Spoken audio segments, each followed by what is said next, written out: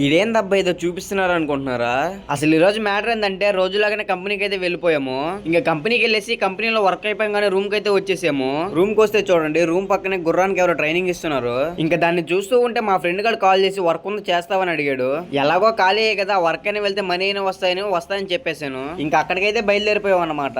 Final గా వాడు ఒక చోట దిగమన్నాడు, అక్కడైతే దిగేసాను అన్నమాట. ఇంకా అక్కడ నుంచి దగ్గరే అనేసి అక్కడి నుంచి అయితే నడుచుకొని వచ్చేయమన్నాడు.